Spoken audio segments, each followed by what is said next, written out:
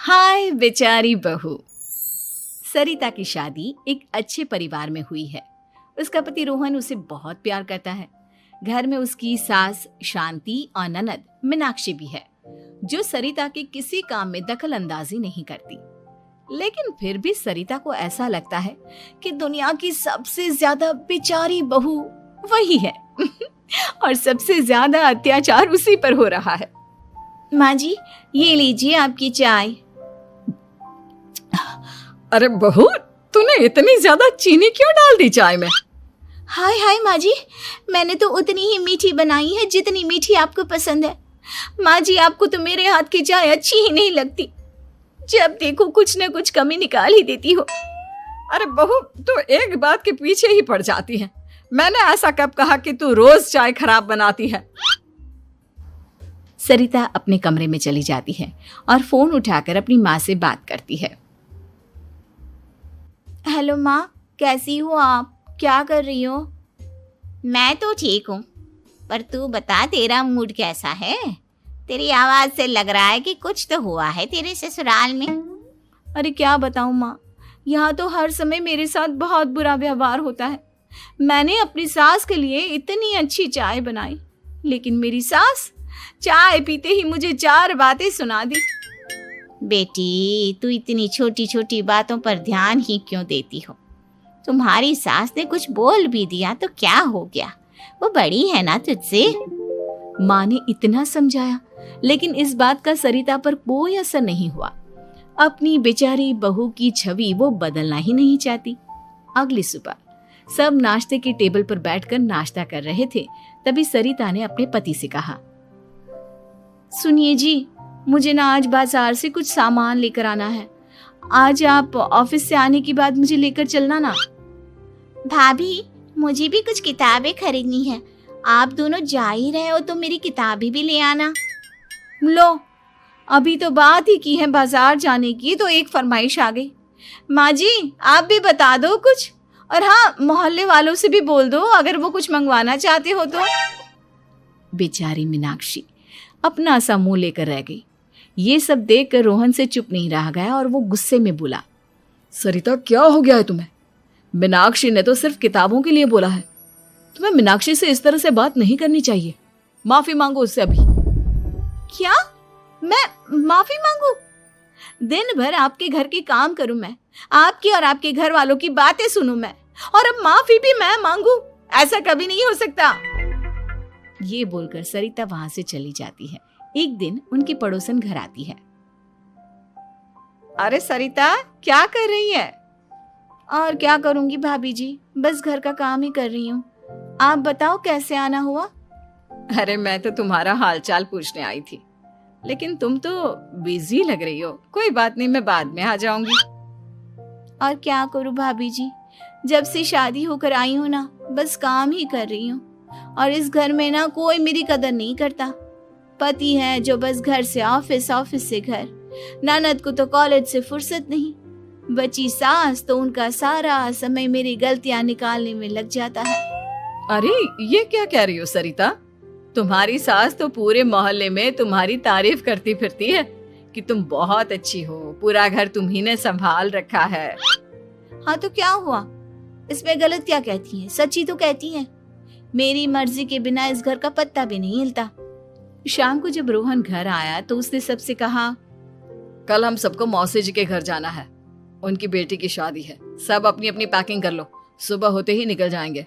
और सरिता, तुम कान खोलकर सुन लो, वहां जाकर किसी की बुराई भलाई शुरू मत कर देना, नहीं तो मुझसे बुरा कोई नहीं होगा। हाय हाय जी, आप तो ऐसे कह रहे हो जैसे मैं सुबह शाम सबकी बुराई करती फिरती हूँ। आज तक कोई कह नहीं सकता कि मैंने किसी की पीठ पीछे किसी के बारे में कोई बुरी बात बोली हो तो। अरे बस बहू, बात को और ज्यादा आगे मत बढ़ा। हमें सब पता है तू हमारे साथ क्या व्यवहार करती है। ये बात घर तक रखना, शादी में किसी को कुछ मत बोलना, नहीं तो सब कहेंगे कि शांति की बहू कितना बोलती है।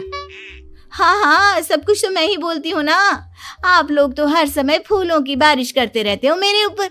सारी गलती मेरी है जो मैं इस घर में आई। सबका कितना ध्यान रखती हूँ, लेकिन फिर भी मेरी तो आप लोगों की नजर में कोई कदर ही नहीं है।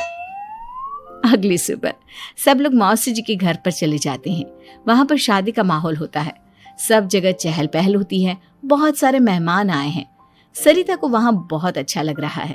वो अपने मन में सोचती है, यहाँ कितना अच्छा लग रहा है, कितनी रौनक है। मैं यहाँ किसी से ज्यादा बात नहीं करूंगी। अगर मेरे मुंह से कुछ ऐसा वैसा निकल गया तो रोहन जी तो मुझसे गुस्सा हो जाएंगी। सरिता ये सब सोच ही रही थी कि वहां रोहन की कजिन साक्षी आ गई और सरिता से बोली, आप सरिता भाभी हो ना? जितना आपके बारे में सुना था आप तो उससे भी ज्यादा सुंदर हो। हाँ वो तो है, मेरी सुंदरता की तारीफ सब करते हैं। मेरे मायके में तो सब यही बोलते हैं कि रोहन जी की किस्मत बहुत अच्छी है जिन्हें मैं मिली। लेकिन आप कौन है? मैंने आपको पहचाना नहीं। मैं रोहन भैया की कजिन हूँ। आपकी शादी पर नहीं आ पाई थी ना, इसलिए आप मुझसे मिली नहीं कभी। शांति मौसी और मीनाक्षी आपकी बहुत तारीफ करते हैं। क्या कहा तुमने? मेरी तारीफ? कभी नहीं।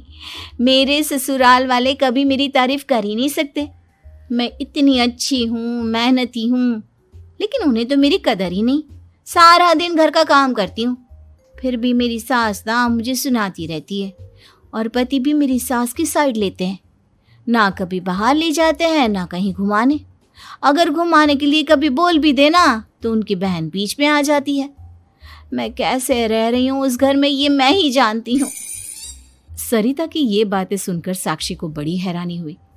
अब वो हर किसी के सामने अपनी बढ़ाई और ससुराल वालों की बुराई करने लगी। रोहन और शांति को सरिता पर बहुत गुस्सा आया, लेकिन वो चुप रहे। अगले दिन जब वो अपने घर पर आए, सरिता, तुमने क्यों सबके सामने मेरी इज्जत का तमाशा बनाया? तुमसे बोला था ना कि चुप रहना। अजी ऐसा भी क्या कह दिया मैंने जो इतना भड़क रहे हो? तुम जहां जाती हो अपना रोना शुरू कर देती हो, कभी किसी दूसरे की बात ही नहीं सुनती, बस अपनी कहती रहती हो। तुमने सबके सामने हमारा तमाशा बनाकर रख दिया है। हे भगवान, मुझे अपने पास बुला ले। जिस घर में मेरी कदर ही नहीं उस घर में मेरा क्या काम? अरे क्या करूंगी मैं यहाँ रहकर? जो भी आता है मुझे सुनाकर चला जाता है। मैं तो किसी से कुछ नहीं कहती। सीधी सादी बहू मिल गई है ना सबको, तो जो जी में आए वो करो। सरिता ने अपने आगे किसी को कुछ बोलने ही नहीं दिया और उस दिन भी उसने सबके सामने खुद को बेचारी बना ही दिया। अगले दिन मीनाक्षी कॉलेज के लिए लेट हो रही थी, इसलिए वो हर काम जल्दी जल्दी कर रही थी।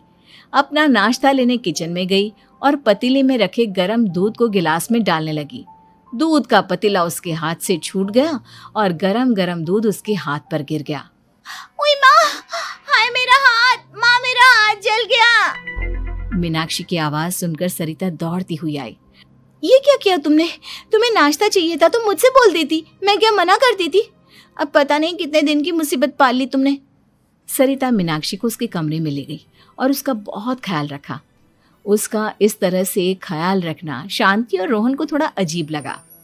माँ, सरिता के दिमाग का भी कुछ पता नहीं। कल शादी में सबको इतना कुछ बोल कर आई है हमारे बारे में, और अब मीनाक्षी की कितनी अच्छी देखभाल कर रही है। ये ऐसा क्यों करती है? बेटा, तेरी बीवी की ना आदत हो गई है सबके सामने खुद को बेचारी दिखाने की, और आदत इतनी जल्दी नहीं बदलती। जब ये बोलना शुरू करती है तो रुकने का नाम ही नहीं लेती, इसलिए इसे पता ही नहीं चलता कि ये किसके सामने क्या बोली जा रही है। लेकिन दिल की बहुत अच्छी है। हमें भी अपना दिल बड़ा करके ये जैसी है इसे स्वीकार करना चाहिए।